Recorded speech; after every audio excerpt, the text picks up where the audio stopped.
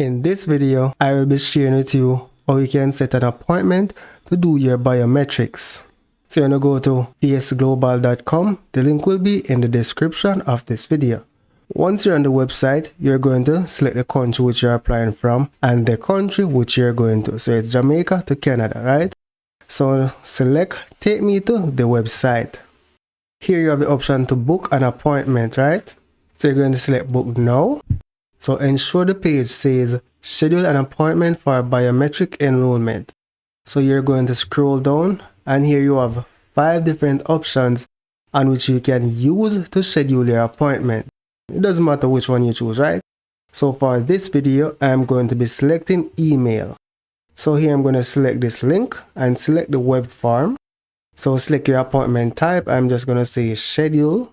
Select the VAC center, the one in Kingston. Select the number of applicants, let's say 2, appointment category, biometric enrollment. And then here you're going to complete the rest of information and then select submit. So what you're going to do is that you're going to look out for an email. So once it's submit, you're going to receive an email confirmation of your appointment date. So that's it for now, guys. Thank you for watching and see you in the next video.